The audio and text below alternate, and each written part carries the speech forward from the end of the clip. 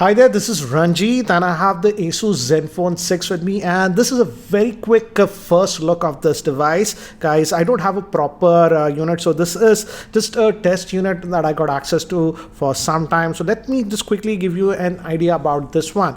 And yes, this Zenfone 6 is powered by the Snapdragon 855 SoC, and this will come in 3 variant storage. The base will be 6 gigabytes of RAM with 64 GB of storage, and another one will come with 128 gigabytes, and 8 GB RAM will come with 256 gigabytes of storage. And if you look at it, as you can see, we don't have any notches or anything on this, so it's a full view display, and it's a full HD plus display that you're getting, and it's running over Zen UI. But again, as you can see, it's very close to stock Android experience that you can see. And if you notice, even the dark theme is enabled. You have an option. I've enabled it for the time being, and yes, digital well-being is there, so that's actually nice on this one, as you can see. And it's been pretty responsive. I've been playing it for some time, and let me give you a physical overview, because there are a lot of changes on this device. And yes, it still retains stereo speaker, so that's actually nice. But if you go over the top, we have this. I'll talk about this later. But again, the entire chassis is actually made up of metal, feels very sturdy.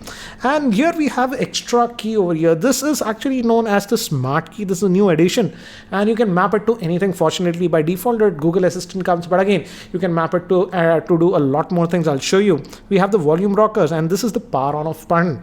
Bottom, the vent for the speaker, USB Type-C port. It's having a massive 5000 milliamp hour battery, and it's also still has that 3.5mm headphone jack. And here we have the SIM tray. Let's look at the configuration on this one.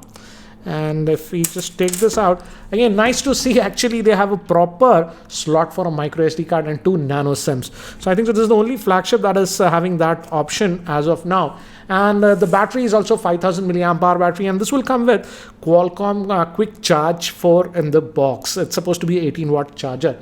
And you just saw we have the fingerprint scanner. It's very responsive over here. And another biggest trick of this one is, and again, I forgot, the glass is Gorilla Glass 6 here on the front. Back is Gorilla Glass 3. And I believe a case will also come bundled in the box. And if you notice, the front facing camera is not there on this one. Back, if you move, this is actually a 48 megapixel and a 13 megapixel wide angle camera that they have. And let me actually invoke, first let me show you the smart key. As I told you, we have the smart key by default. If you just click it once, Google Assistant comes, but again, you can map it to other things also. For example, double tap, I have mapped it to a flashlight. As you can see, I can do that. And fortunately, it does allow us to actually change what you can do with this. Go to advanced setting, and we have the smart key option. And here, Google Assistant you can invoke, or you can customize it and set it to whatever you want. For example, as you can see, you have a lot of options where you can change whatever you want. So nice addition of that smart key. And now let's talk about the camera, which I feel is very different on this device. And let's open the camera app over here. And if you notice, this is the regular camera app that you see. This is the rear facing, but what happens to the front facing when you do it? When you click on this, as you can see, this comes over here, this rises, goes back, the whole mechanism goes like this. And this is actually pretty cool, guys. We have some functions with this. For example, you can actually control the angle of the tilt. If you hold it like this, and if I move it, as you can see, the whole camera is moving, and you get a different angle like this. You can play around with this. And I found one more cool thing with this. If you are in the panorama mode with this, they have actually a nice setting here. If I go over here to the rear facing camera, again, motion tracking, slow motion is there, video, photo, and I forgot, I'll show you that. But this is the regular mode that we have, and we also have that wide angle lens, as you can see with this one. And from here, if I go to the panorama mode, as you can see, we have this option. Let me actually show you. I'll just keep it like this, and if I invoke it, it's going to rotate the whole camera like this.